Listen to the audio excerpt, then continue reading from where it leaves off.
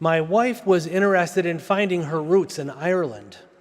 Her grandmother, Nell Ferreter, was from Ballyferreter, and this was a place that my wife wanted to visit. The school where her grandmother attended, the church, the town. So we planned a trip to Ireland, which marked Ballyferreter as most important. And to tell you the truth, I was not that excited to go. My family too was from Ireland, Cork to be exact, but a cousin had previously gone to Cork and not found much of anything. I enjoy going new places, but this just wasn't tops on my list. My attitude was poor, and as we flew closer to Ireland and with each bump of turbulence, I got more and more sour.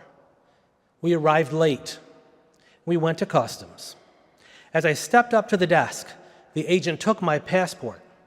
He looked it over, most likely noting the last name and heritage of the name, looked at me and with a sincerely friendly Irish brogue proclaimed, "Welcome home, Mr. Burke." I immediately felt a change in myself. I felt truly welcomed. My attitude did a 180, and I could not wait to get moving to our next destination. Isn't this what all of us want? A warm welcome home. This time of year, we cannot escape movies, YouTube videos, TV programs, and even TV commercials about people trying to get home to their families. We see an armed services person surprising their children when creatively popping out from behind some kind of cover, or a young adult able to make it home and showing up at their parents' door. It brings a lump to our throats, a tear to our eye, and maybe a chill. It's meant to. They're appealing to our sense of home. Home where we are most comfortable, where we can be ourselves with no one to put on airs for or no one to impress. Maybe this is why Jesus went to the temple. He said it was his Father's house, where he could be himself, no airs, no covers. He was as he is, who he is. Welcome to be who he is. We all look for a welcome home. The welcome may be to a different home like I found in Ireland. It could be a spiritual home like Jesus found in the temple. Or it can be a new home that is thought to be filled with hope and promise. Felipe Alonso Gomez, Yasmin Juarez, two Hispanic names to us, but they're children to the grieving parents that were looking to take their children to a new home where they thought to find the hope of a better life, a safer life, a life where they heard that everyone has the right to be who they are and the freedom to be it. Parents who would, like any of us parents here, do whatever they had to do in order to get a better life for the children. But the struggles to get to that new life took a toll. They had too many obstacles in the way. Those two children didn't make it to the new life that their parents wanted for them. There was no welcome for those two at the end of their journeys. For those of us born in this country, we may never know the struggles of Felipe and Yasmin. We have been born to a type of privilege, a standing that those in many countries will never know. The funny thing is, our histories, our heritages, are of some of those other countries. Those countries of people trying to get to a place where people have that right to live. Our country's history has been one of welcome.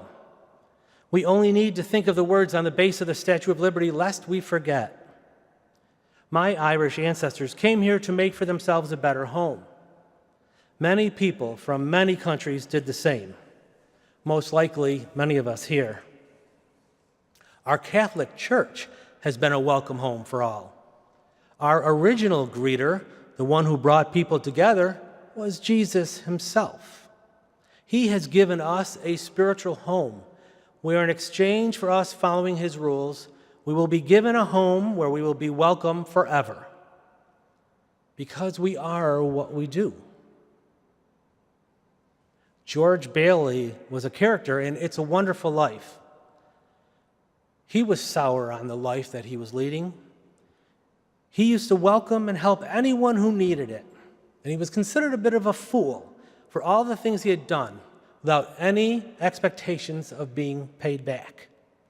He was disenchanted enough to think that not being born would have been better for him and anyone else in his life. But he received a great gift of seeing what life in his town would have been like had he not been born. Had George not been around, he would not have been able to save his younger brother from drowning. His town would have fallen into an immoral place because a man who was so wanting of material things would have taken over. And his wife, the mother of his 4 children, would remain single and live a lonely life. George realized how much he had, and he goes back to that life that he thought was so mundane. It's a special person who can put aside others' differences and still warmly welcome them. We all look for that warm welcome, like we do a hug from our mothers or our partners, our children or our grandchildren, or when we receive that everlasting hug from our Savior.